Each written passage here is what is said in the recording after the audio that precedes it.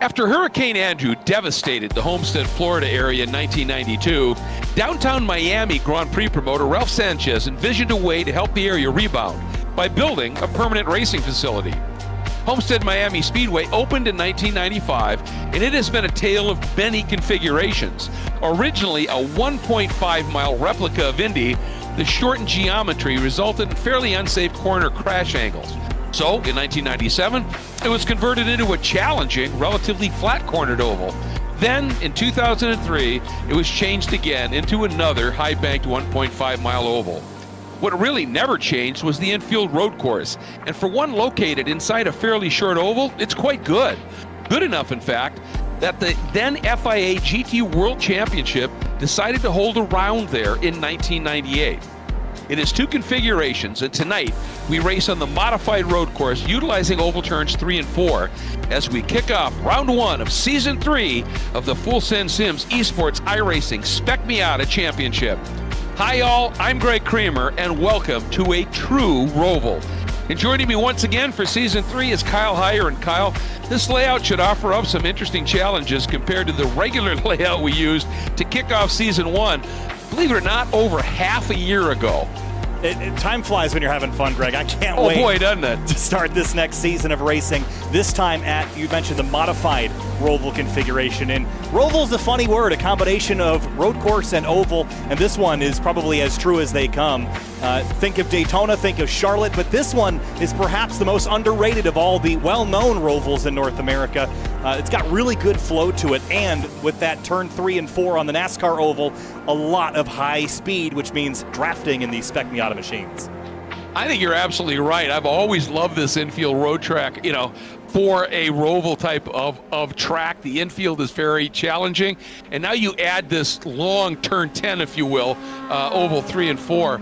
It just changes the dynamic, although I will miss running that really fast turn 10 and 11, dropping down off of the backstretch. But as you said, this is something that just presents a little bit of a different challenge, and I'm looking forward to the racing.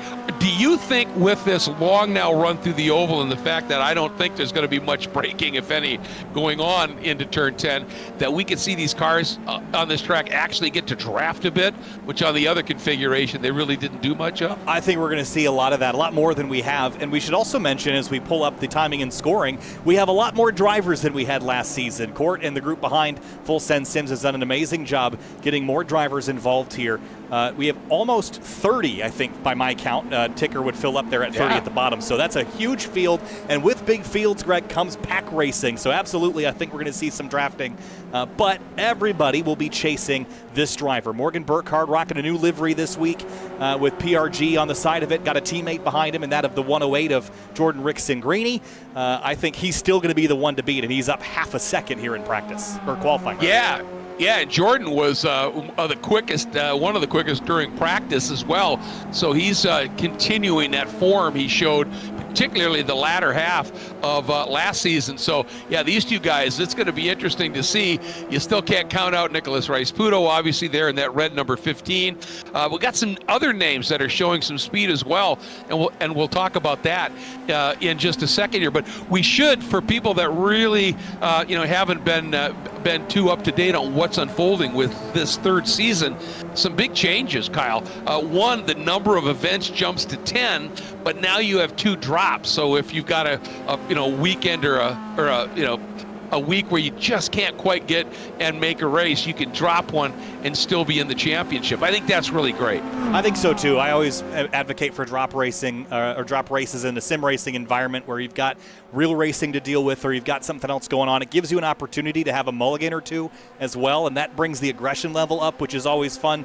So some changes, and the races are a little shorter, 20 minutes instead of 25, so that's going to ramp up the excitement as well. So I think all that aside, we're going to be done in 60 minutes. That's how quick this is going to go tonight from start to finish. I can't wait for it. Speaking of Jordan Rickson-Greeny, by the way, Greg, some big news in his camp.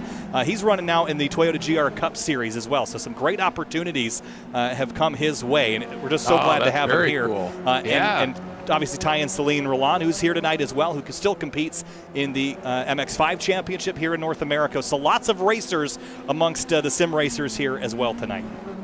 Yeah, this is going to be really, really, I think, a lot of fun. I think the season's going to be epic, because of some of these changes. And also, the schedule is sort of modeling, if there's a big SCCA race that many of the drivers that are part of this championship will be racing in person at the actual event, we're going to be running that track the week before their event, on the Tuesday before the event.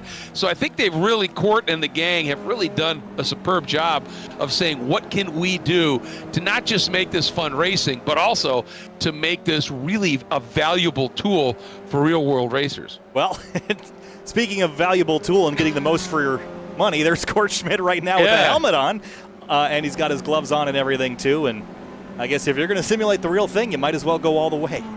I think that's an absolutely great idea as we hop on board with him here. And, again, Full Send Sims is the title sponsor, and Court, the visionary who came up with this series. And obviously, we've talked about it, but he has extensive background in military sims and also is a real-world racer.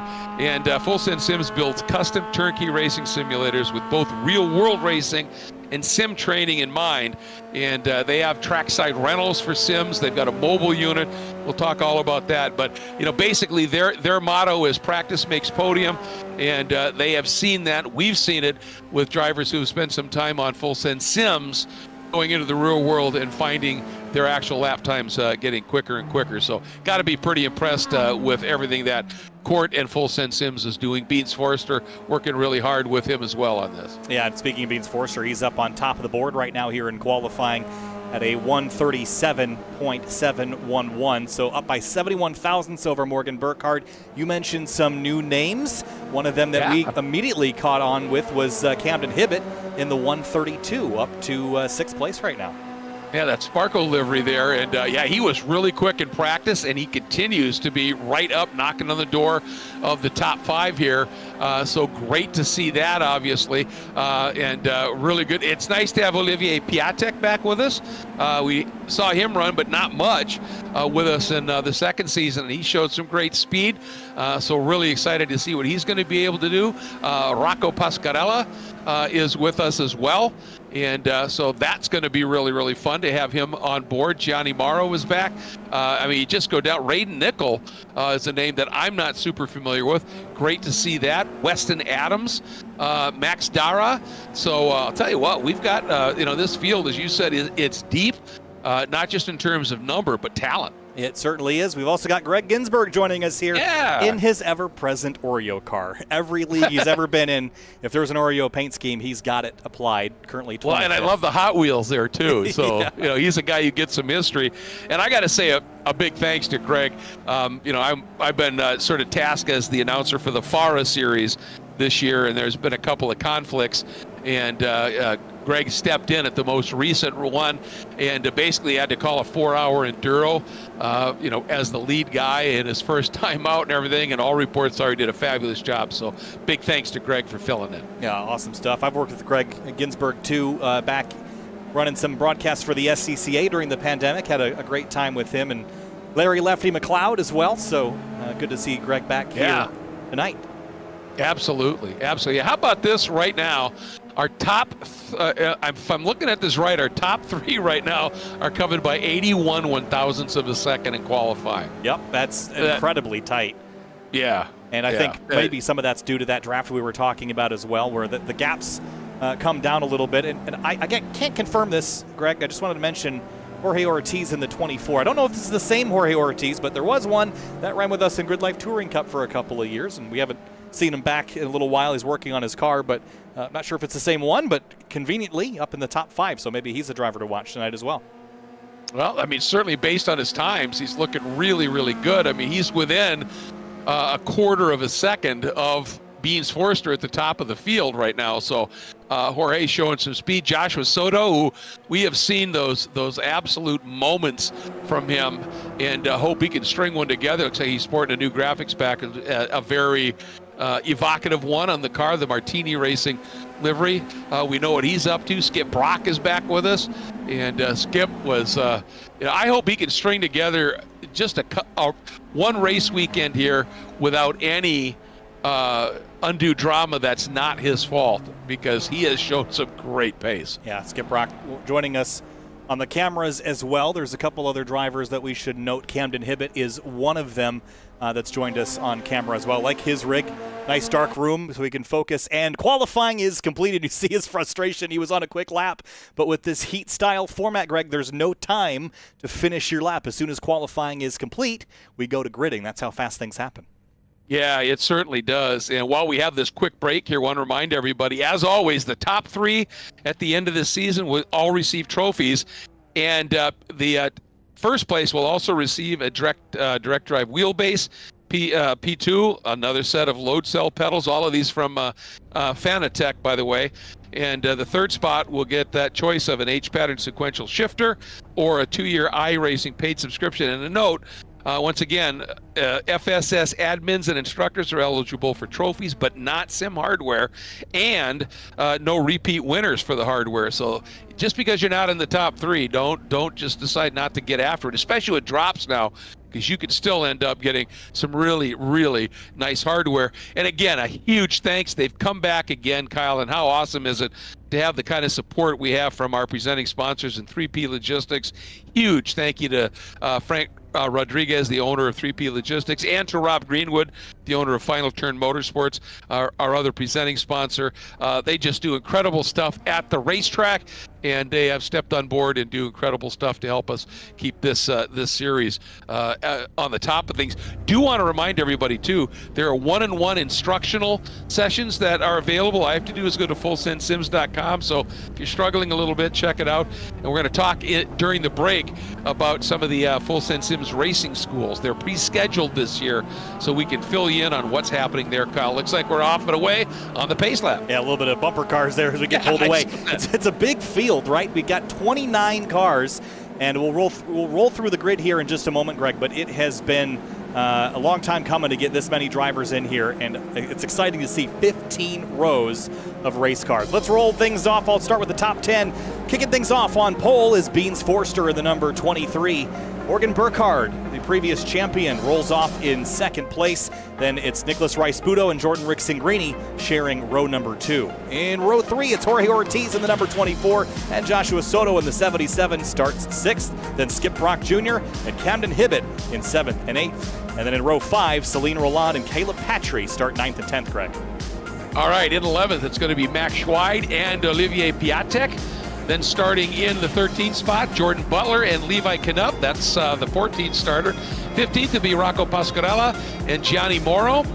Then in the next row, 17th will be Jim Friedhofer, and in the 18th spot will be Max Banken. In the 19th spot, Court Schmidt. And in the 20th spot will be Raiden Nickel. And in 21st place, it's Caleb Pocock in the number 6. Dave Brown starts 22nd in the number 19. Luis Malares starts 23rd in the number 8. Rich Green 24th in the number 22. Greg Ginsburg starts 25th in the number 7. Max Dara starts 26th in the number 11 car. Then it's Wayne Buttermore and Nate Burke that start 27th and 28th. And Weston Adams will bring up the rear of the grid. Did not get a lap in qualifying, so we'll start at the tail of the field. It is a hot day here in the sim, Greg, so keep an eye on those tire temps, but this time, this is where this differs from the first season here of the FSS Esports Spec Miata series. Instead of making the left down onto the apron, we're going straight up onto the NASCAR banking, and the next time around, we'll be doing it at full speed in a drafting pack. Yeah, and it's going to be fascinating, isn't it? Will you be able to run an outside line and not lose time because you're running a little bit higher distance?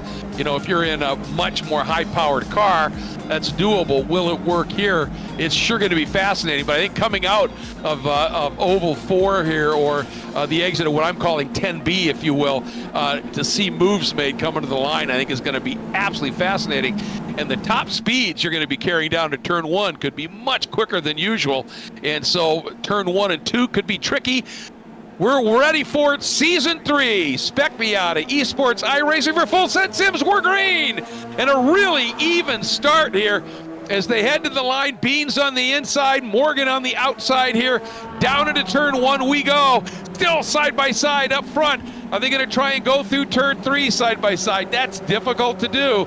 It's so far up and into that third corner here, Kyle. And now from the outside, Burkhardt sweeps into the lead. Yeah, Burkhardt's got it for now, but Beans, Forster, Rice Budo, Rixingrini, and more still locked in a fight for second on back. Nice clean run through turn number 1. Everyone did a good job. There's a spin. Rocco Pasquarello loops it around at the exit of turn 3. Hold those brakes. Hit the brakes, buddy. There you go. Just in time, Greg, as we make our way down towards turn number 6. That's the only casualty so far is Rocco Pasquarello. Yeah, and Jorge Ortiz in the number 24, that purple car, got a nice jump, snuck in front of Jordan Rixingrini, and so he's really impressing here in the early going. Rixingrini all over him right now, and still some side by each there, back in the pack just a little bit. I think I see Celine Roland right there as well, and Camden Hibbett. You can see on the screen there and see that serious focus here. Big, and a touch there. I think that was just somebody braked a little harder than expected. And a couple of people floating wide there. It's getting crazy out there. A little bit of contact. Max Schweid having an internet-related issue as well. Olivier Piatek is one of the cars involved in that shunt on the pace lap. Got some nose damage, and that will hurt him here on the banking. You need to have your car as slippery as possible, and any indentations on the nose are going to slow you down. So he'll have to tuck in line here as we head up onto the banking for the first time. There's your leader, Burkhardt. And you see Forster and Rice Budo already working together in a tandem. Yeah, and you make a good point with that oval section now. That damage on the front is going to really come into play potentially. And the way you can null that out is just get in behind another car, so you let that draft sort of negate that big wall of air here. Ooh, it looked like Jorge Ortiz floated a little wide down in turn 2. And a big lurid slide there as well. Yeah, Jorge got a little bit wide there. I think Rixingrini may have been able to knife down underneath. Couple of cars struggling there as well. Jim Friedhofer there in the red and black Mazda dropping a couple of spots too. Yeah, he was one of the cars that went off into the grass there on the first run into turn 1 at speed. Pretty different when you're coming in there on the initial start versus at speed on that first lap doing north of 125 miles an hour. Contact, and Rixingrini goes around off the bumper of Jorge Ortiz. Yeah, it almost looked like they just got wheels at the wrong spot, and it brought Rixingrini up in the air just a little bit. Take another look at it here. Yeah, just got down in there, and yeah, you're right. Yeah. Just caught wheel left front to right rear and sent Rixingrini around all the way down to 25th place, and let's hope that his car isn't too damaged. Looks all right. I mean, all things considered, but driving straight at least. Got a little bit of a stripe there on the nose, but he's getting after it here, and he's got work to do now. And this was a guy who had huge success near the end of season 2, won a couple of pretty impressive awards, and now he's got work to do, because I think he could be a real championship contender. That's not how you want to start a weekend off, though. No, certainly not. There's Max Schweid and Caleb Patry nose to tail, and Gunny Morrow and Court Schmidt trading spots here on the banking. You see a lot of that. If a driver's willing to let you by, they'll just kind of ride up the banking, and you'll slide up underneath, and they'll drop right back in line. It's almost NASCAR tactics that you're going to see here tonight. And all this draft has kept Morgan Burkhardt in touch with Beans Forster here. He's not been able to run away, at least not yet. Yeah, and Rice Budo has run them down and is stuck right now onto the back of Beans in that mostly black full send Sims entry there. So this trio has a little bit of a break up and over Skip Brock Jr., but we have seen Skip run down deficits on his own on tracks where you wouldn't think that was possible. And how impressive is Celine Roland here, up there right into the top 5. He has been flying. Yeah, we haven't really seen the success that we'd expect out of Celine in seasons past. He's always had pace, but couldn't really get through the first couple of laps when there was all the dramas around him. But so far, 9th to 5th, so a really strong start, and he's running down Skip Brock Jr. But maybe there's opportunity to work together and bring that front quartet, actually front trio, back into the mix. Yeah, absolutely. I think Caleb Patry also just got around to Max Schweid. Caleb made a nice move, and no, hasn't been able to get it done yet. They have, look at this, they've been literally side by side for most of this infield. They still are right there. Caleb, a little overlap. I think there was a little tap there, and I'll tell you what, the guy behind him, Camden Hibbett, is using this double draft, and look at the damage to the back of Patry. Obviously, well, both he and Schweid got some wrinkles in the back there, and Camden, beautiful draft move to get underneath Schweid. Yeah, thankfully the rear ends of these cars isn't all that aerodynamically important, but they've definitely had some cars in the back of them before. I wonder how much of that is very aggressive bump drafts as well to try to carry speed. If you don't plan that connection just right, it can kind of tear up the back of these cars. They're not running iRacing's new damage model as well, so in some ways less forgiving with that front to rear contact that would you'd come to expect in a race like this. Tell you, I just saw a really fascinating move by Max Schweid. He suddenly popped up the banking and squared one up a little bit and got a heck of a run down into turn 2. Of course, you're going to have to be well alongside before that's going to pay off at any point. But whoop, and a problem there for Ginsburg. Yeah, Greg Ginsburg goes around and someone else following him into the off-track area. Here's a look at it. See what happened to Ginsburg. And, I think he's going to get contact from behind Friedhofer. Yeah. Just a tap, and that's enough. Ooh. Bounced off Levi Knupp in the 31. Oh, that's a shame. So Ginsburg now, it's tracking okay, but he's definitely got damage to that left front corner here. And oh boy, already with some of the action that has been happening back in the pack, our 3 leaders are coming up in some traffic. Yeah, some traffic to consider as well. Long straightaways here, so I don't expect it to be a huge point of contention. But if you don't catch them on the straightaway, you're going to have to deal with them in the infield section, and that's a very different story. And they are running, running a little bit quicker than Celine Roland and Skip Brock Jr. in 4th, as Forster having some connectivity problems as well. Yeah, but boy, did he get a bit of a tow here. And you can see that Morgan sort of exiting lower on the track than he might otherwise to just make sure that Beans didn't get a nose underneath. Now the swing down into turn 2. So easy to overrun this corner. And I did that on a track day that I was attending and having some fun. And had that happen when I got a much better run through turn 1 than I had previously and just shot right off the outside of 2. So it is easy to do down there. Oh, behind him. Look at this scrap.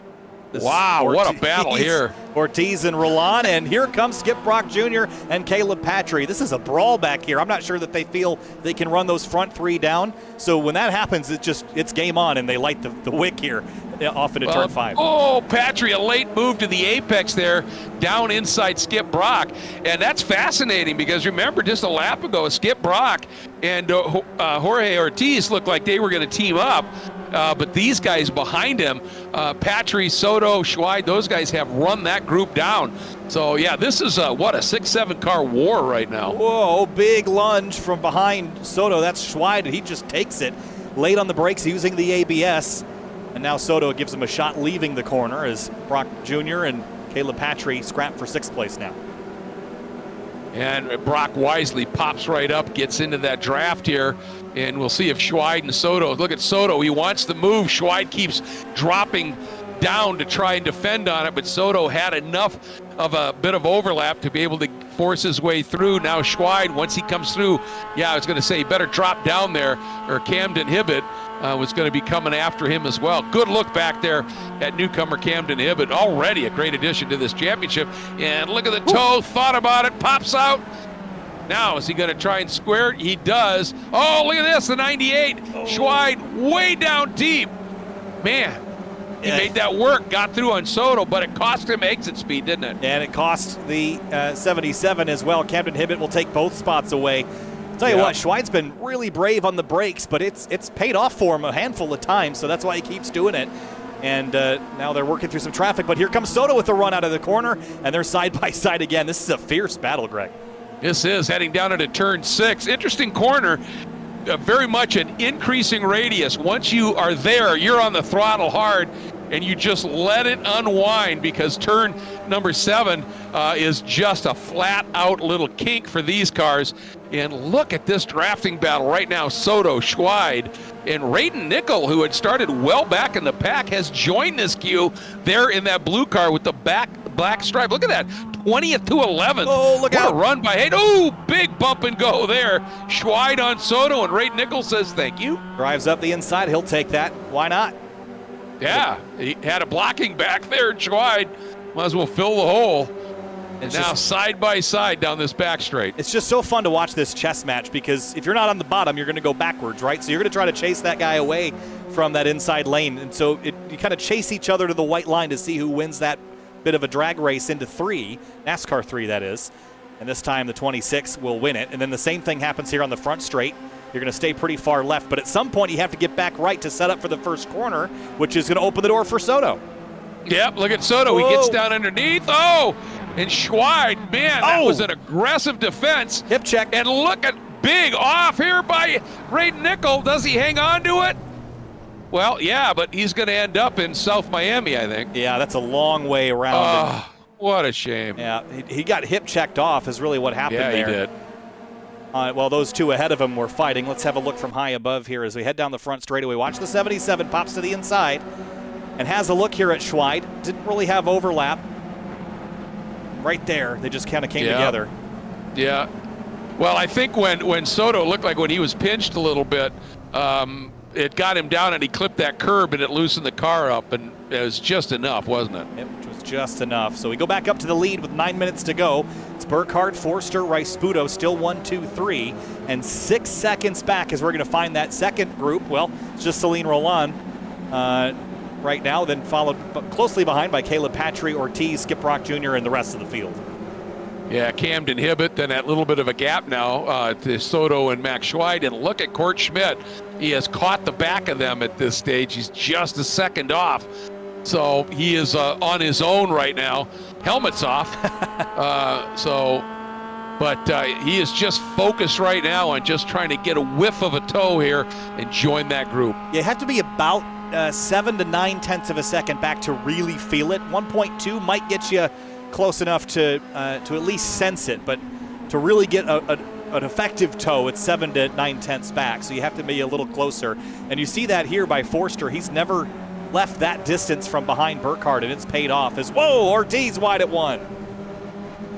Yep, and just overshot the entrance, and behind him is that Schweid. Yep, he did the same thing. What a save by Schweid. He sort of pitched it sideways, came right back on, hit the apex perfectly. Watch this. Just charged it a little too much, and he had it straight, but just carried too much speed into the corner and then ran wide up onto the rumbles. Yep, but watch this. When he rejoins, he just right to the apex. I meant to do that. Yep. That was a great save. They should add another 6 inches of curb, and then it would look perfect too. But exactly. And here's Soto again. What a battle that Soto and Camden Hibbett are having here right now. And Camden looks like Soto was able to sneak. Ooh, really late move here. Oh, that's the 24 of Ortiz. Yep, and he took that and muscled his way by. His supposed teammate in the Sparco car up the road, Camden Hibbett, is right there. So 7th and 8th together on track. Wow, was that a super aggressive move on the brakes and got it done. And meanwhile, up to Skip Brock here, and there's Camden we were talking about. This is a blanket covered right here. Patry, Ortiz, and Brock at this stage. And Soto and Ortiz are back at it because Ortiz is on the apron and looks like he might be heading to pit lane. So, oh boy, which admittedly is an easier entry on this layout than it is on the previous layout we used here, the A configuration. That pit lane entry is very weird. Yeah, that 12, 13, 14 pit lane entrance is about as serpentine and nasty as it gets. But boy, this battle up front, speaking of the proverbial blanket, these guys have just been glued together. Got to ask you, Kyle, right now, do you think Burkhardt is preserving tire a little bit? This place is notoriously brutal on tires. Is he saving a little something, and are we going to see? We've seen him do it before. You get down the last 5 minutes, and suddenly he just starts to eke away. Well, absolutely. I think Forster's saving something here, but I think more than tires, he's saving Nicholas Rice-Sputo, because these two can draft by Morgan Burkhardt. If they put their minds to it and they work together, they certainly can pass Morgan. There have been events in the past where nobody can catch him, even in a draft, and there's a slip. He's not infallible tonight. Burkhardt's going to have to hold off these two in the last 5.5 minutes. Yeah, that turn 8 braking down the end of that long infield straight is really, really hard braking, and he just overshot, just minimally missed the apex by a couple of feet. But for a guy like Beans, he's going to go, aha. He is pushing hard, because I was wondering if Morgan was just, going just fast enough to lead, but not as fast as he could go. But obviously he's feeling the heat and overshot there. A little tap maybe there, but look at this. Here comes Rice-Sputo up on the outside, trying to take advantage here. It's a tough place to be going into turn 1. Oh, look at this. So close. What's going to happen here? Beans has position. Rice-Sputo working that outside angle here, runs just a smidge wide, and I think that's going to be enough for Beans to tuck back in. I think they're starting to explore, where can I make a move, Kyle? That was a lot of fun to watch for sure. Let's go back and have a look at it on the run into turn one. Watch the slide that they carry here, and I want to look at this in slow motion because it really was. So there's that at full speed. Watch the angle, the pitch on these cars as they come through turn one. The huge slide that Forster's in just to stay to the inside of Rice-Puto. That was a blast to watch, Greg, and they're at the limit in that sling of a turn one. Yeah, it was like watching late models on a dirt oval, wasn't it? It was. Okay, small ones, but yeah, that was really, really cool, just pitching it in there. And everybody's like, right now we're into about 4 minutes to go, and with the lap times, there's probably 3 laps to go. Yeah, they're all exploring right now. What can we do? And here is a good battle with Skip Brock, and Soto is coming up. And just ahead of them, Hibbett as well, so still in the drafting range for these guys here. And there's a lap car, then Caleb Patry. That's top 5, just 1.9 seconds clear of them, so opportunity awaits. Boy, yeah, I mean, in this group, who knows right now? I mean, the way they have been going back and forth at this here. And I tell you what, Celine Roland is at a lonely race in 4th, but he has just done a superb job. Got himself almost a second and a half back to Caleb Patry, and you're running a second and a half quicker than Caleb.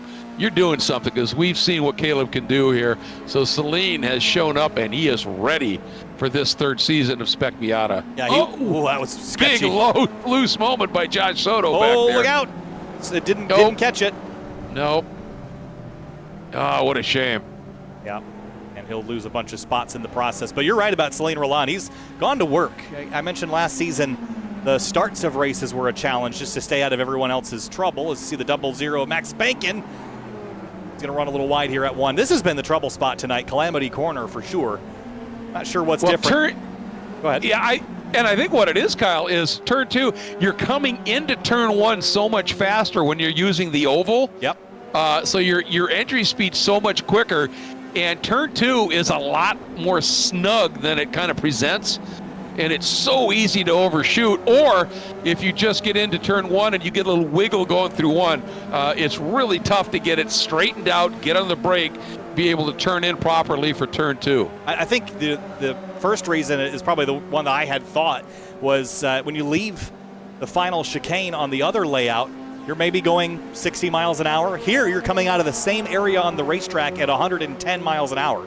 Actually, even better than that. Let's keep an eye on Beans here through turn NASCAR 4. 114 miles an hour, where you typically be doing half that. So it definitely changes your trajectory. And your line into turn 1. Forster lifts and bump drafts, but Rice-Puto's not sitting around. Just under 2 minutes to go, and he slides to the inside looking for second. And for the lead. Yeah. Oh, and look at this. He's going way down to the inside. Gets that curb. He and Beans almost touch. They save it. But I'll tell you what, I think Beans maybe made a little mistake there when he lifted and opted to just tap Morgan because Patry there, I think if Beans had made that move to the inside, we could be seeing him out front right now. Instead, he's 3rd. Yeah, at some point you have to go, and Rice-Puto decided now is the time. We are 2 laps to go this time, so coming to the white next time by. Camden Hibbett's had a problem, though, Greg. He's in pit lane. Oh, what a shame. A great debut run for him. He just drove down there. Didn't have a crash. Yeah. Not sure I wonder what's going on. You think he maybe had one of those missed shifts? Engine's still running, so I'm not exactly sure That's strange. What's going on. But shifting our focus back to the lead, Rice-Puto's next lap and a half is now going to be running Burkhardt back down. He might need the assistance of Forster to make the pass, and with what he just did to Forster, I'm not sure that they're going to be totally on the same wavelength there. I think Forster might be a little frustrated that he didn't plan that a bit more, but here we go. Well, and I agree with you, but I think that that Burkhardt overran turn 8. And look at him. He's now going way, way high. He wants to use the banking now to come back down and get the run maybe here, but he overshot turn 8. You can see as he exited, he ran really wide, and the car had to pivot just a little bit.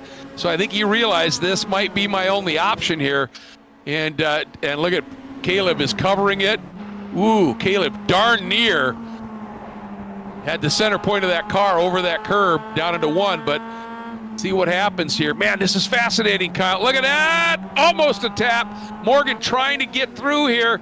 That puts him on the wrong side here as they flick through this little tight bend to the right, then this flick through what's turn 5. This is fascinating, and Caleb has got to be in full defense mode. Yeah, well, Nicholas Rice-Puto leading the way right now as they head down into turn 5. Sorry, yes, yep. Nicholas. Similar paint schemes on the cars for sure, but as they come through here, I wonder if Morgan had placed himself here intentionally. It makes me think of NASCAR at Talladega or Daytona. You don't want to be the leader coming to the checkers. I wonder if Morgan is kind of playing that 4D chess where he's a couple moves ahead, and being second might actually be part of that strategy here. We'll see if it pays out for him, because the wild card is Beans Forster. He might not be willing to play along here and try to grab a spot himself, but Rice-Puto's got a little gap, and that gap is dangerous with a draft this big. Yeah, no, I mean, this is really, really intriguing here, and I certainly do not want to give the announcer's curse here to Rice-Puto, but if he can hang on here, this could be a really big evening for him at this stage. Here we go. There's the commitment move. Rice-Puto had it covered beautifully on the inside.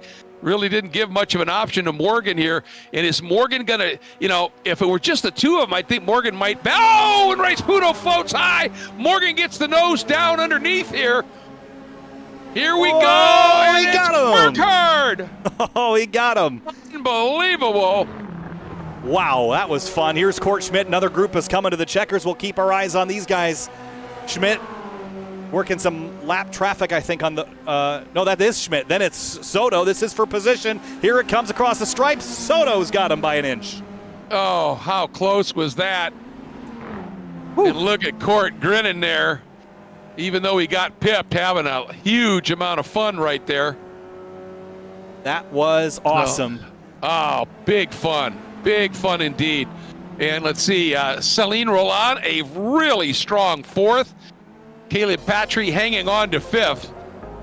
Then Jorge Ortiz right there in 6th. Skip Rock in 7th. Camden Hibbett, pit stop and all, showing still in the 8th spot. Is that right? I have Camden down in 19th at the moment. Yeah, I think my scoring screen may have locked up here.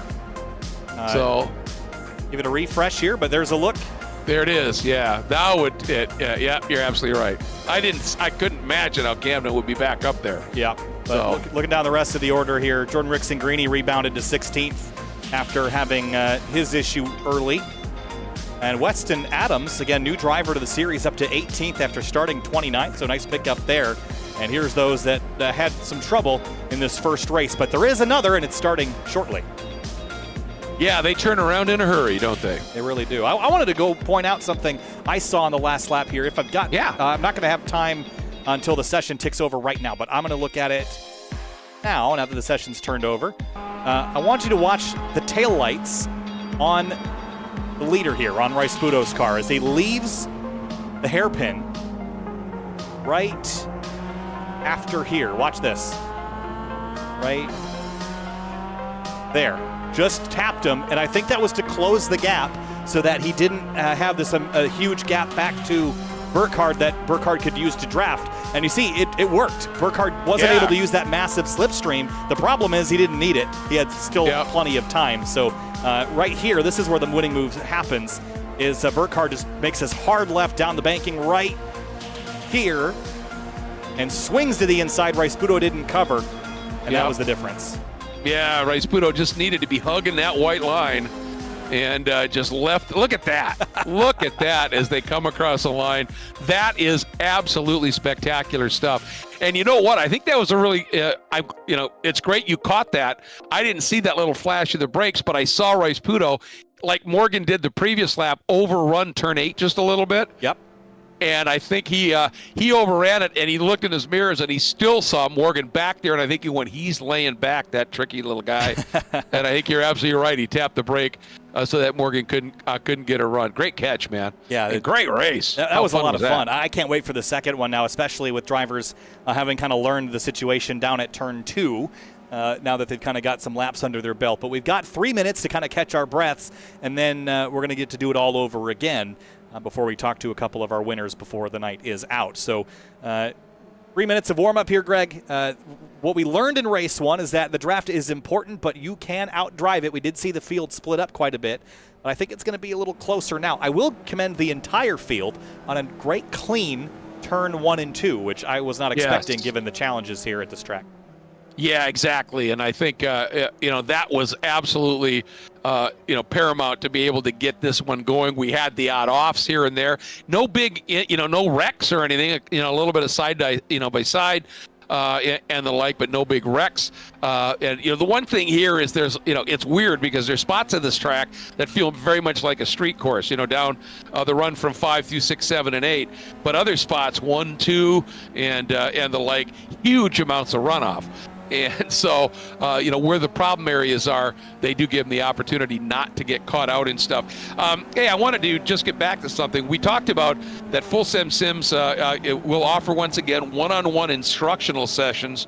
And you can book them if you're struggling a little bit and you want Beans Forrester, Morgan Burkhardt, Conrad Chachik, that level of driver to help you out just a little bit. Well, all you have to do is go to fullsendsims.com and sign up for one. Also, the racing schools are back, and I think this is going to be really cool because of how we're kind of mirroring the SCCA national schedule and some other key events. The schools are, whenever they have a school, any league members are free to join the class. If you're not a league member, you could pay to get in. Those who are struggling a little bit or find themselves banging out too many fenders, as they say, might want to check it out. Next driver school is going to be August 17th, so it's coming up this Thursday at Barber. And, of course, the next race we're going to run is Barber. So you might want to check that one out, especially if you struggle a little bit at Barber. We've got them at Road America, Daytona, Watkins Glen, and Sebring are going to have them, so we'll be continuing to point them out. The Road America School, August 31. So put those on your calendar if you want. And also do remember that Full Send Sims has released their new sim rig model called the Pro Ultimate Rig. Triple screen setup, 49-inch center monitor, side monitors, 34-inch fourth top monitor for telemetry, track data, maps. Just check it all out at Full Send Sims and take a look at some of the remarkable sim equipment that Court Schmidt and the Full Send Sims folks are continuing to create here, Kyle. Well, thanks for that, Greg. And, there's some really neat stuff that Full Send Sims has. And speaking from someone that lives in a one-bedroom apartment in Chicago, I've got a sim here. You can make it work. It certainly becomes a piece of furniture, and that's why I would recommend going with a turnkey setup like Full Send Sims, just so you have less cobbling together to do. Because I recently rearranged my living room to be a little more feng shui, and my sim does not really fit here. So it would be nice if it was all contained in one piece instead of a bunch of different pieces, but having a lot of fun with it. I imagine it's a little tough if you want, if your feng shui is directional, you want everything facing east, it's tough to get that sim to do that. But my observation here would be to have the sim as part of a one-bedroom apartment probably helps a lot to be a bachelor. Yes, or a single person. It's only possible because of that, I would imagine. Otherwise, it would be in a basement that I don't have. So exactly. All good stuff. And honestly, I think you mentioned the sim with triple screens and a fourth monitor up top. It sounds like overkill, but I promise I'm a believer in the triples thing or virtual reality. But having that surround experience is really what sells the effect of sim racing to me. And having a fourth monitor up top. Well, you're saying you got 3 other ones. What are you going to use the fourth for? Well, when you got all 3 showing the racetrack and the race car, you need something else to have up your Discord or your browser or YouTube or whatever else you got going on. So 4 really is kind of the minimum for doing a full surround setup. So all good stuff that Court and Full Send Sims have considered. Yeah, having that wraparound, that brings it so much more into the realm of feeling real, and that's the whole. I think that's the whole dynamic and the whole mission from Full Send Sims. As we said, practice makes podium. And, obviously they're there for fun. But, they've got a mobile sim unit that you can check in with them. They can bring to any event. During the Miami Grand Prix weekend, they were set up at the Concours Club. And they had sims there for guests. They're serious about their sims, whether it's for pure entertainment or for actual race training. Here's a look at your starting lineup on the left-hand side of the screen. It is your finishing order, so we won't go over the entire thing, but just for reference, there it is on the left. And Celine Roland, Greg, for the very strong start that he had, did not grid for this second race. So you see him fourth, but no timing associated with him. And then Nate Burke and Raiden Nickel also did not join for this second race of the night. That's a bummer. Yeah, it's especially, I mean, Raiden, you know, we had went from 20th to 11th when he had whatever the issue was. So he had a phenomenal run going here. So that's a real shame. But so what we saw in race one, obviously, you can't afford to lose the lead draft if you want to be a player for that top three. It's that simple. And you know, if you're that far back, you can still get into your own absolutely good scraps. And what I was alluding to for Nicholas was if he won, it would be his first win. Really? You know, hard to believe it. Yeah, he, you know, particularly in the second season, he ended up third, but he never got a win. But he was uber consistent. His average finish was, you know, was podium territory, but he hadn't had a win yet. So that's why I didn't want to jinx it for him. And even by thinking it, apparently I did. Yeah, that's. I wouldn't have believed that. He's been up front either. so much, but has just been a little short. He's going to get another shot here shortly. And now Caleb Patry is the one I'm going to watch in this one because he's got his teammate just kind of kitty corner to him in row 2 just ahead. And he'll get another chance to stay with this lead group. Now, we've seen Patry go out and win outright on pace. So only 5th. I know it's not a bad result at all, but only 5th was a bit surprising, especially for as far back as he was. So I think he's going to give this another go and be a little closer this time. And Skip Rock Jr. starting now. He'll be shuffling up to 4th for the start. Yep. Yeah, and for Jordan Rickson Green, he buried in 16th. So he's got some work to do here. So, and Camden Hibbett as well, back in 19th. And those were two guys that showed some real speed. Yeah, I didn't see what happened to Olivier Piatek in that first race. Kind of surprised. You know, he's starting outside of the top 20. So he must have been one of those guys maybe that had an off because he's quick too. So he was one of the drivers that got involved in the pace lap collision and came down pit lane to repair. So that's what it was. What that's all about. Here we go, Greg. Time to go green. There it flies, and they fan out immediately. But you can see right there Burkhardt with Rice Puto on his right shoulder. As they head down through turn 1, a little wiggle there by Burkhardt, got that inside curb. Everybody giving everybody, well, at least at the front, a little bit of room. Look at this, 4 abreast as soon as we get back into the pack a little bit. They exit turn 2, 3 abreast. Here we go. And we always seem to have one on the opening lap that has a moment, and we have. That's Josh Soto that has gone around. Oh, man. So he's going to have some work to do. That's you know, spinning out on the first lap really stinks because everybody's going to pass you. You can't get any opportunity to pull back into traffic and away. So look at this mess. There's the 95 of Rocco Pasquarella into turn 6. He's got Olivier Piatek with him. But all in all, again, pretty clean start, all things considered. Yeah, Jorge Ortiz back in the pack as well because he had that moment in that first race too. Started 14th, I think, or at least he's 14th now. So a lot of work to do up front. There it is, Burkhardt. It's Burkhardt, then Rice Puto, then Beans Forrester, but it's the same 3. 6. Whoa. Caleb Pocock off at the hairpin, and this is a helpless feeling. Oh yeah, nice job by Caleb. Saw those cars coming and just threw it in reverse. Look at backed it up in a big hurry. Again, once again, Caleb now is I was just going to say, Caleb has not been able to stick with these top 3. He's got Brock behind him, and Court Schmidt up in 6th, having a tremendous run here. Yeah, this is a great start, up 2 spots on the initial launch here as we watch the battle for second place get hot once again, and it's for the lead. Here comes Rice Puto. He's not waiting around for anybody this time. Down into turn 1 and into turn 2. Oh, Burkhardt got on the bumpy stuff on the outside. We saw the wiggle, and he's off course with 2 tires. Dropped it, and that's going to give that big moment for all of them. Look at right now, Patry, he's gone through as well. Brock is there, so just that fast. We have what, a 6-car battle for the front here right now. And then we go back just a little bit. There's Max Schweid, Johnny Morrow, Max Bankin having added as well. And Camden Hibbett has been rocketing through the field. He and Rickson Greeny and Jorge Ortiz have come up 10th, 11th, and 12th already. Bankin took a swipe at Schweid, and Schweid's off on corner exit. Rickson Greeny on a recovery drive. Oh, there's a car turned around behind him. It's Rich Green. And again, everyone trying to scatter around him. Did a nice job, the little concrete pad to spin the car around. Nice job, Rich, yeah. Great job there. Menken and Schweid, they've been going at it for half a lap. They were this furious in the first race at times too here, so some pretty intense racing unfolding here right now. Those two teammates, Ortiz and Hibbett, in absolute lockstep right now behind Jordan Rixengrini. See if they work together here. Maybe they push and shove, maybe they stay in line. But we can watch the draft sort of formulate. You see now that aerodynamic push or pull that they're feeling. Look at the 24 sneaking underneath Rixengrini out of NASCAR turn 4, and he got there. Yeah, he's got that overlap, but now it's just a matter of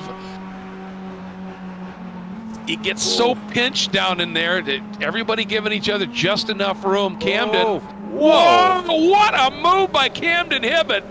He set that up to absolute perfection. Those two guys were duking it out, floated in early, and as a result, sort of skated out wide, and Camden squared up.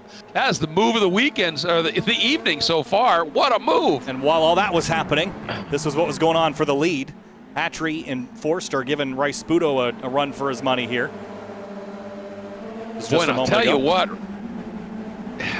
Rice Sputo looks like he's cutting turn 1 so big, but I guess what the iRacing rule, as long as the center line is right, it's not going to be an issue, right? But it looks like he's inside the curb almost. Yeah, I don't actually think there's a track limit there in iRacing, as far as I can remember. I have to look at it again here closer, but I don't think. I mean, look at that. He's totally inside that curb. I think because the wall's there, a car width off, I don't know that iRacing would enforce that. They have to tag the areas that they want to be considered an off-track. It's not an automated thing based on curbing, so it can vary from location to location and track to track and corner to corner, and that might be one place where the wall is considered the limit. If you hit it, you're out of bounds.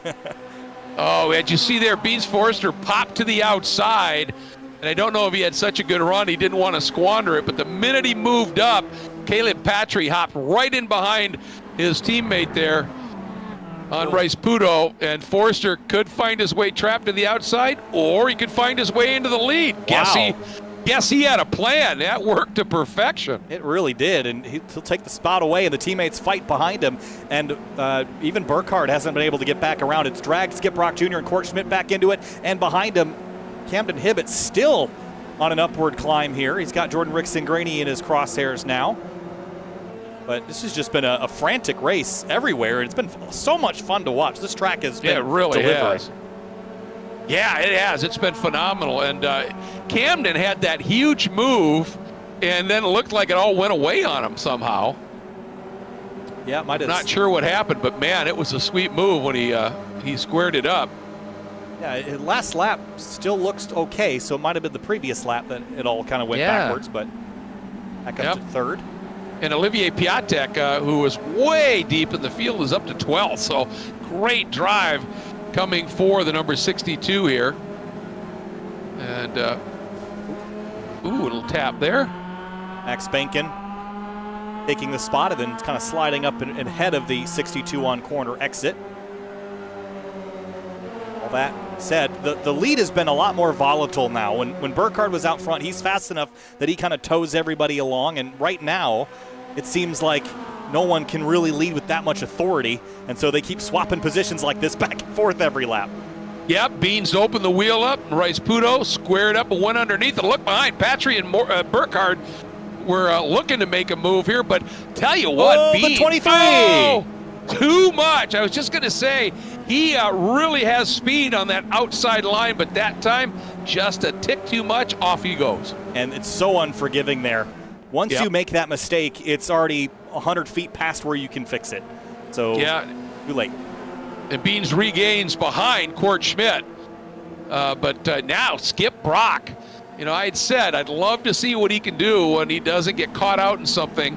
And right now, he has settled in with all of that's going on. He is locked into this battle for fourth, and this group of four might well be able to tick away here while Beans and Court Schmidt go to war here. Court's going to fight hard. These guys are really close friends as well. And Court, I'm sure, would like nothing better than to beat Beans, and, same thing for Beans here. Yeah, I think, Court and Beans, they both know the scenario here. This front quartet is still going to fight. Every time they fight, they're going to slow each other down. So we saw Beans lift and fall in behind Court. So long as Court is on a pace that is reasonably good enough to catch the leaders with assistance from Beans, I think Beans will sit here in 6th and push him along to try to close that gap. The second they start losing time, my dancing partner, I'm going to the dance alone. Right, and I think that Court might say, look, Beans is certainly quick. I mean, he qualified up on that front row. If I'm not making it up, let Beans go by, tuck in behind him, and then they'll both go a little bit quicker. And Patry running a little wide there. I thought for a moment that Morgan Burkhardt might tuck down underneath, but he just slots right back in here. It's just a late move by Patry. Down to the inside of Rice-Puto. And he's there, but Rice-Puto has the position going into 4. Side by side, and look at Morgan taking advantage of it up to the inside. He is into 2nd. He got a run. Does he look to the inside here? I don't think he wants to lead. I think he could have popped to the inside and done something down into 6th, Kyle, and said, nope, I don't want to be there just yet. Yeah, a little friendly fire between the teammates, and that allowed Burkhardt to split the difference. But with that little shake-up in turn 1, Forster's back on the heels of Skip Brock Jr. He's only half a second back, well within drafting distance now. He went by Court on the outside into turn 1. So Beans can get back into this mix, and I think he's going to be the catalyst. Big slide there from the 40 of Burkhardt into turn 8. Yeah, I think he ran up on the back of Patry a little bit more than he thought, had to hit the brake. And it totally unloaded that inside rear wheel. Look at that. Oh, he got the right rear tire on the grass as well, so that contributed to it. But Beans lost some ground back to Court. I wonder if he's trying to drag him back in or made a mistake leaving the infield. Yeah, I don't, because you would have thought with that moment by Morgan that these guys would have been all over him right now. So I've got to believe Beans had a little bit of an error. I'll tell you what, Beans, he overshot that one time, but he has some real speed running that little more open line through 1 and 2. Look at that. Look at the slide he carries through there. Man, really carrying some good speed. It just makes me nervous every time they sail down into turn 1. Are they going to be able to keep the tires on the road? There's some rumble strip out there, but it's not super grippy. It's covered in paint. Burkhardt even dropping a tire at the exit of 3. Yep, and Max Schweid, the 98, sits in 7th. Ortiz, the 24, in 8th. Johnny Morrow now up into 9th. And Camden Hibbett now has cracked that top 10. What a drive through the field for him at this point. Yeah, 18th. We're looking at Rickson Greeny has dropped way, way back. So, and Olivier Piatek as well after that great drive for him. So problems for some of the guys that were really showing some great speed here. Yeah, Rickson Greeny dropped to pit lane. Here's Morrow on Ortiz into the hairpin here, turn 8. All behind Max Schweid. Ooh, that's really tight through there. I'll tell you what, credit to her tomorrow, because Ortiz hung tight around the outside, and Morrow could have easily just drifted into him, and he didn't, but it slowed them both up, and here comes Camden Hibbett. That was second of those purple cars. Yeah, he's... Oh, look at this now. Burkhardt can't even see him behind Caleb Patry with Rice-Puto watching. Skip Brock has fallen back just a little bit. Yeah, and I'm surprised that Forster wasn't able to take advantage of that opportunity. Here's Burkhardt to the inside at 1. Didn't have overlap, so he'll tuck in behind. But again, this lead is kind of getting stretched out. And I'm also noting lap times, Greg. Best lap for Caleb Patry, a 37.7. His last lap, a 38.7. And I wonder if that's tire wear that they're dealing with, or tire temperature at the very least, as Jorge Ortiz has gone around at turn 1, and here is what happened. Ooh, he was way off. Ooh, yep. Was there contact here with the 20? Yes. It sure was. Long slide, too. Yeah, it was. And I think you are spot on. This track is known to be absolutely brutal on tires and in the real world, and I know iRacing sims that incredibly well. And these guys have been fighting so hard up front. Oh, that no! I think Engine exploded. Who was it? that was It was Burkhardt. Burkhardt. Oh, our double defending season champion after winning race 1 is gonna get nothing in race 2. I saw that too. Oh, man. You just hear it there. Just boom, and it's gone. Yep. Just you over rev it, and this damage. Oh, I thought it was just a little bit over a long time, but I heard the misshift. Wonder if we can see on the dashboard here on the left. Watch it, 4. No, it was just, he had it over rev for about a second and a half too long. And that damage will add up over time. So if you over rev slightly a handful of times, it's equivalent to if you did it all at once. But there, it was just an early downshift, let the clutch out, and boom. And that has caught so many drivers out in this series the past 3 seasons. Well, I love the fact that, this is, to me, paddles are one thing, but real racing is working the gearbox with a clutch and a shifter, and I just love that aspect of this. And it just shows somebody, a 2-time defending champion, is not infallible. And I'll tell you what, Beans had to take a little bit of evasive there, and Skip Brock has jumped into 3rd. Yeah, so with Morgan Burkhardt, arguably the fastest single lap pace driver here in this group, gone. Now, what do we see? Do we see Patry drive away, Rice Budo take it back, Skip Brock Jr. and Forster come into the mix? I mean, we've got 5.5 minutes to go, and I wish I just missed it, but Court was lunging forward like as if he's trying to get a little draft, but there's some damage on the nose of that car that's going to prevent it from going as fast as it was. Yeah, I wonder if he and Beans may be in that little bit there, because look at the back of Beans' car, so that they may have, when Beans had to, when they were running close, checked up a little bit, maybe they tapped. So Beans getting a run here on Skip. Is he going to make the move? Is he close enough? Not yet. A little bit of a waiting I'll tell you game. what a drive for Court.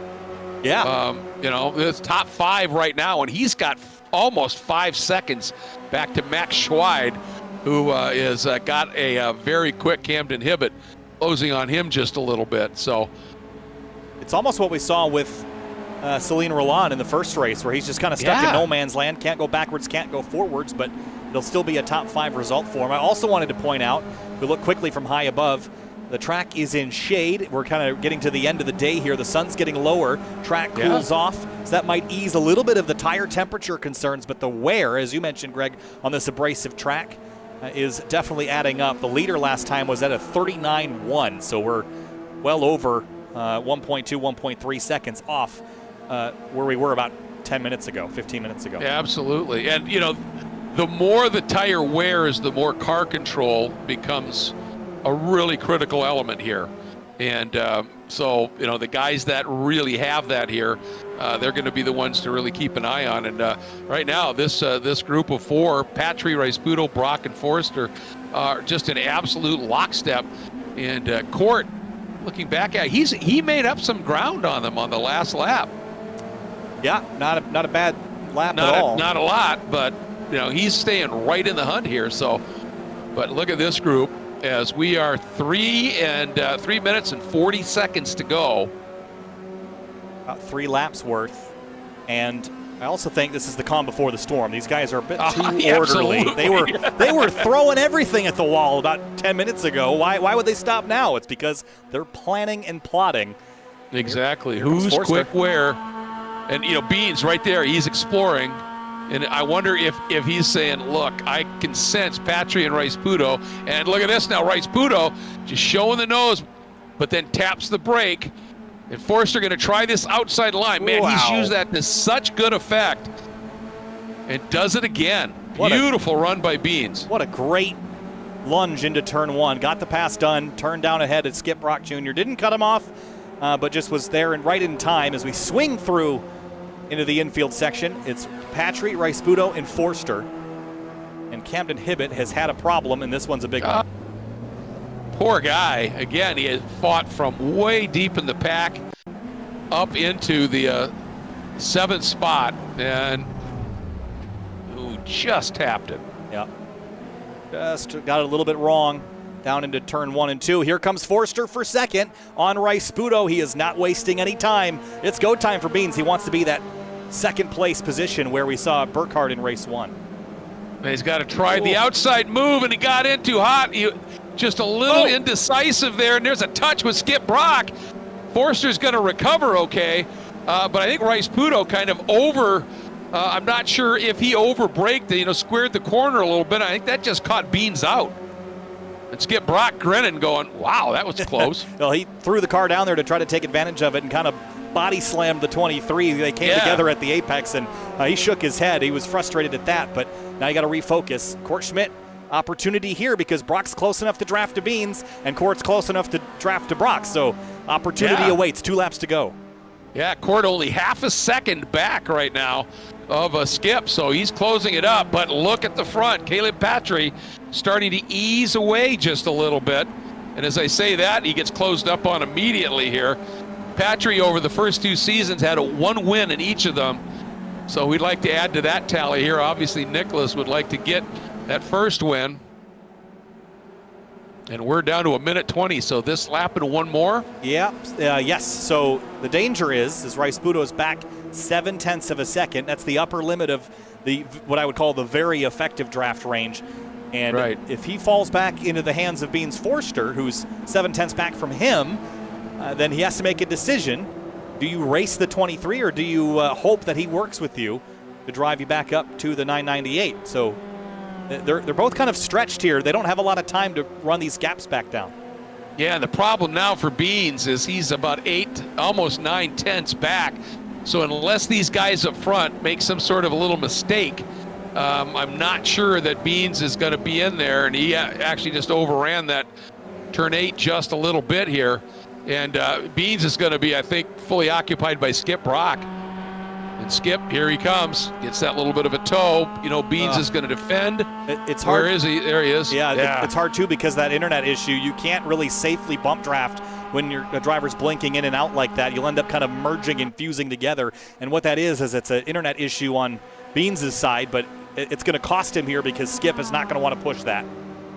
Absolutely, and what is it? With 3 seconds to go, we get 1 more lap. Ooh, that was close. And that was unbelievable. So now it's between these two, Rice Puto and Patry, and Rice Puto ran him back down. He did. Let's see, Patry's got to be absolutely mistake-free here. A little wide of the apex there. That's going to bring Rice Puto. That energizes you as well when you're chasing. And he's wide there, and he can't get the power down quite as early. Rice Puto, you can see Patry's going right down the middle of the track. Going to force Nicholas to try and make a move. And Nicholas says, not yet. It's not time just yet. Skip Brock sitting in third, Forster and Schmidt. And how long do you wait? Battle for that last podium spot. Yeah, I know. This is intriguing, isn't it? You've got no one behind you, no pressure behind, so you've got opportunity. Now, he lost the last race while leading. He's got Caleb right where he wants him. And he saw how effective Morgan's pass was. He didn't even initiate that till the exit of NASCAR 4. So he's got time and opportunity. See that gap growing. That's going to hurt Patry because that slingshot effect is very real. Oh, yeah. You could be too close for the draft to be able to do much, but I think Rice Puto's in a really good spot. And what he's going to have to figure out is, if Patry goes high, how can I get low, and vice versa? And right now, here he comes. When does that really? Here it is. Here he comes. Here it is. Oh, what's he going to do? He's going to pop to the outside. Was it too early? Here we go. It's an absolute drag race. Patry, Rice Puto, Patry. Yes, Patry by 14 thousandths of a second. Unbelievable. Rice Puto played down. And did Court Schmidt get through on Beans? Yes, by 34 thousandths of a second. Wow. Unbelievable. Skip Brock grabs a podium. Court Schmidt, a 4th place, beating 2-time, what do they call him, vice champion in Europe, 2nd place in the points, Beans. And those 2 guys work very closely together with Full Send Sims. And Court's going to relish that. Take a look at this again. This is the battle for the lead coming to the stripe. Rice Puto waited just a little bit too long. There's the difference, 14 thousandths. And then here's the battle to the stripe between Court and Beans. And he had a great run. He had a fabulous run. I'd like to see, thank you, because that's look how far back he was. a long ways back. And I think Beans also has some front end damage. So does Court, but the damage doesn't really matter when you're following in the draft, and his swing to the outside lane and just drove right on by. You know what I think hurt Beans there, if you go back to the exit of 4, he makes this little move when Court starts to come up on his shoulder. And just right, watch for it here. Here comes Court. He starts to swing. Right there. Yep. Beans made that little move, and it pinched him, and I think it just, these cars are so close that just scrubbed just enough momentum. That was a thrilling night of racing, Greg. That was a lot of fun. Here's a look at your race results for race 2. Let's try that again.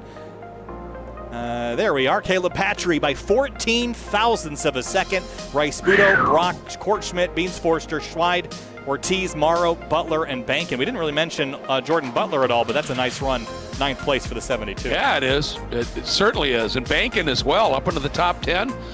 Really, really impressive there. And just so you know it, folks, the margin between Court and Beans was 34 one-thousandths of a second. So incredibly close here. Caleb Pocock, pretty good run for him. Greg Ginsburg up into 12th. Nicely done there. Weston Adams, who really struggled in that first race, top 15. So what a fight back for him. Yeah, nice run there. And here's some drivers that had some trouble. Camden Hibbett out in 19th place. That's a bummer. Had such a good night going, but it's Joshua Soto, Morgan Burkhardt, of course, with that engine expiring. Jordan Rick-Singrini, Celine Roland. There's a big list of drivers that just did not have a great race that time around. And I'll tell you what, I mean, obviously really impressed as we've talked about with Hibbett, but Raiden Nickel, the race that he had in that first one, I hope we see both of those guys back, because Raiden showed something there, and I really hate that he had a problem that forced him to stop as well. But I'll tell you what, along with our regulars here, we got some newbies that are going to make this an incredibly fascinating season. We just hope they all come back and keep the party going for 9 more rounds. Yeah, here's Skip Brock Jr. finished 3rd place in race number 2. Skip, that was a fun one. Didn't quite have an opportunity to steal a win away from Caleb or Nicholas, but you were there slicing and dicing for a lot of that race with Kortschmidt behind you and Beans as well. Take us through your race tonight. Yeah, I tried to avoid too much slicing and dicing. I was just playing it really safe, especially in the first race. I got 8 penalty points. You get a penalty of 12. And so I had to be really careful in that first race. And then in the second race, I just decided to stay behind that pack that they were so fast. I knew I could fight with them, but what's the point? I can just stay in their draft and hope they take each other out. And I just played it safe and pretty much it paid off. I think I probably should have battled Beans a little harder when he caught back up to me. But we got together. I think it was just a racing incident. I haven't looked back at it. But it went pretty well. I can't complain. Yeah, and Skip, when you guys got together there in 8, we had you on camera there, and you had this grin. You knew you were in an absolutely great battle. But, I've been saying for the first 2 seasons that we've seen the speed. You just seem to, be in the wrong spot at the wrong time sometimes and get involved in stuff that's not of your doing. And I said, when he gets just a clean race, he's going to be there. And, man, you made me look good today. And I always appreciate that. Great podium, and nice to see you up there, man. You belong there. Yeah, I want to give a shout out. I was so sad to see that Braden Nickel left. I was just battling with him at Road Atlanta in real life in Spec Miata. He's a really, really fast Spec Miata driver. I hope to see him show up to some more league races because he's really quick, really nice guy. And also Olivier Piatek. He's an OPM teammate, and he's got an OPM livery on his car. So it was really cool to see him there. He actually gave me a draft for my qualifying lap. So shout out to those guys. It was a lot of fun seeing them. Yeah, and I mean, they were really, really quick along with Camden Hibbett. They're great additions, and we love to see them come back as well. But again, congratulations. Podium for Skip Brock, man. Well done. Thank you. Thank you. Moving on now to Nicholas Rice Spudo, who was 2nd place in this race and in the first one. Missed it by that much tonight. I couldn't believe you hadn't won a race yet here in the FSS Esports Spec Miata Series, but came up short by 14 thousandths in that second race. Take us through your night and those battles to the end. Man, I got robbed at the line both times. It was a lot of fun though. I actually do have a win at Road America last that's right. season. You I did? got one. Oh. Yeah. It didn't was show the up same- on our stats, so our bad. Yeah, I was racing Patrick to the line there too. So Yeah. yeah. Huh. Yeah, well, anyway, yeah, I mean, just to see it so close, both times, and, with that run through the oval section here, the draft becomes a serious deal here. Anything looking back on it now that you think you could have done differently? Because it's so tough to defend. I could have hung up high maybe and then tried to shoot to the inside like Morgan, but I figured he was going to try and cover off the inside, so I just went for it. Yeah, and Kyle caught, notice one time coming out of 8, it looked like you just dipped the brake for a second to eliminate some of that gap to nullify some of the run you can get in the draft. Is that part of the game you have to play here? Yeah, the first race I did that because I wasn't sure how Morgan was going to play it, but we did a little bit of practice last night, and you can, if you have enough of a gap, you can get it to the line. So that's why I tried to make that as small as possible. No, it made perfect sense. Kyle caught it. It was great. And sorry about, forgetting that you had that win. Again, both of us were looking at the stats going, yeah, there's no way he didn't have a win. So, but I'll tell you, you're going to be there for this season. Always a treat to watch you race, man. Thanks, guys. Thanks for the commentary. It's awesome. Thank you. Have a good night. Move on now to Beans Forster. Came up short a couple of times tonight, but was in the mix. And race 2 probably didn't show everything because you were up there leading laps, making passes, but one slip up, Beans, that cost you the win potentially. P5, top 5 in both races, though. Take us through your night. Yeah, that hairpin is just my kryptonite for Homestead. I always feel like I can brake so late on it, but when I do, I start engaging that ABS. And this car, once you start getting into that ABS, it just likes to push, and you don't really slow it down as efficiently as you should. Went a little too deep, went to go cut back, and I saw Skip's roll cage popping up through my driver's side window, and a little bit of net code happened, bent my steering throughout the rest of the race. Oh, man, so that explains what happened late. But, you had that off down in turn 2, but the laps prior to that and even the laps after that, you were running a noticeably a little bit wider arc through there, and man, you were carrying some immense speed relative to the other guys. Did you find something there? Yeah, I going through 1, it's really sketchy when you take it out that wide, because you're basically slipping the car through the entire corner. And right. Trying to get as close to that grass on the exit is kind of crucial to make turn 2 perfect. Right. And so that one time when I went wide, I just missed a downshift going from 4th to 3rd and lost all my engine braking, tried to get it back, and swung out onto the grass. Yeah, but I mean, every other time you were so quick through there. That outside pass that you made there was just absolutely superb. I got to tell you, I'm guessing that the next time you're riding with Court somewhere, he's going to really be in your ear about finishing in front of you, bud. It's funny because he was just telling me last week that he's going to try and beat me, and sure enough, I gave it to him. But I mean, a little bit of a handicap. He kind of needs it sometimes. Ooh, all right. The just gauntlet. I know you are, bud. I know you are. You're having good fun. But yeah, big fun. Always fun to watch your run, Beans. Yeah, it's great having you guys here back again for season 3, and it's awesome having a almost 30 car turnout for race 1 this season. Hopefully, we can try and keep it up, get some good battles going. Yeah, but we were pumping the schools in the broadcast, so hopefully we'll bring you some numbers there. Yeah, awesome, guys. Thanks.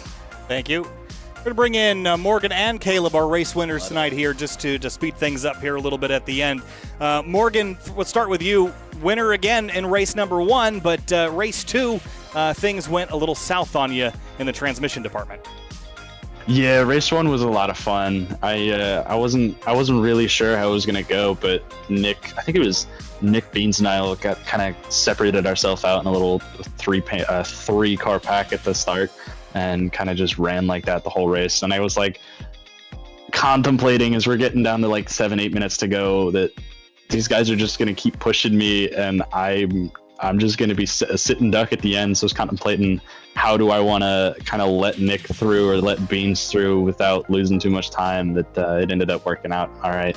But yeah, no, race 2, I just got too greedy on the downshift going into the hairpin. I figured out a kind of strategy to really woe these cars down if you need to, and I just missed it by a little bit, over revved it, and just a couple ammo. Overloaded. Yeah.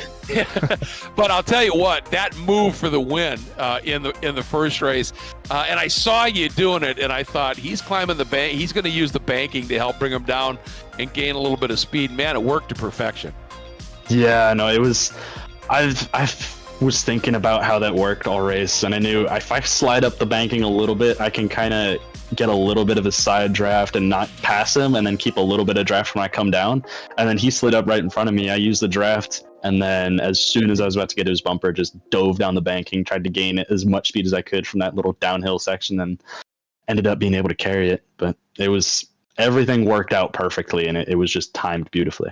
Yeah, it absolutely did. So Zippy the Wonder Slug, I just saw that on the bumper there. Having a good day, man. Hey, congrats, man. Always a treat to watch you race. We say that all the time, but always so heartfelt. I appreciate it. Thank you very much. Thanks, Morgan. Caleb, race win tonight by 14 thousandths of a second. You had to feel like a sitting duck there coming to the checkers, but you held off Nicholas Rice-Budo by 14 thousandths. How's your nerves after doing that for a lap?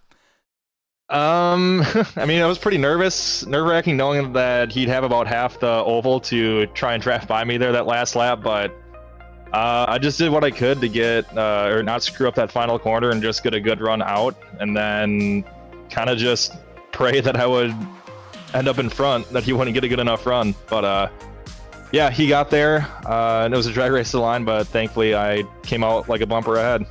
Yeah, it was incredibly close, Caleb, and just an absolute treat to watch. You know, in that first race, obviously you lost a little bit of touch with that lead group. Obviously, you realized, I cannot do that. I've got to be there to have a shot at this for race 2. Yeah, pretty much. I mean, qualifying didn't really go my way. Qualified 10th, and looking at the times, we were all right there. So I knew once one of us started battling, then the lead pack would get away. So that's kind of what happened there when I was working my way through the field in the first race. We kind of lost that front pack battling a little bit. We lost a few guys here and there, but yeah, thankfully it set me up in a good position to be up front there that second race, and it was just kind of the same strategy from there. You know, not to just don't lose the front pack. Yep, and obviously it paid off. You drove beautifully and ended up with another win. Congratulations, man. Thank you guys. Thanks, Caleb. Appreciate it. Have a good night. Thanks. You too. Greg, what a fun night of racing. This track certainly is a blast to watch. I didn't really expect it to be as entertaining as it was.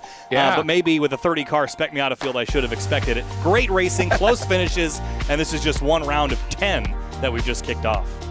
I know, absolutely incredible. And I got to tell you, I really hadn't seen for a lot of years, because back when the professional sports car racing ran a couple of races using this configuration, it's been a while, but I forgot just how good this race is. And while I love that drop off turn 10 into 11, it's super tricky. Tell you what, this layout might just be the best of the two in my mind. So really excited about what we saw tonight. Next race coming up on next Tuesday, Barber Motorsports Park. But I'll tell you, we got so much that's unfolding here this year. Sebring, Road America, VIR, Daytona, Lime Rock, Watkins Glen, on the Cup track, the short course, Road Atlanta and Sebring International. We talked about it. Third race in the long course, but then the club course at Sebring. So we are really, I think, just another phenomenal schedule that Court has laid out here. Yeah, really exciting stuff. A great schedule. And if any of these races are half as entertaining as tonight, we're up for a good season, Greg. But final thoughts before we head to Barber Motorsports Park in Leeds, Alabama next week. Well, just one, a big field. Two, deep, not just in number, but some of the newcomers showing some real pace and able to run with some of the guys that have been up front, Kyle. I think we are in for an absolutely phenomenal season, and we are sure excited about being able to bring it to you here on our coverage from Sim TV of this championship. Remember, Full Send Sims, practice makes podium, and a big thanks to 3P Logistics, Final Turn Motorsports, for all of their help as well as making this series a reality. Kyle, it's been a treat as always. Folks, we'll see you in a week. Remember, we got that driver school for Barber coming up this Thursday night. Sign up for it, and we'll see you in a week.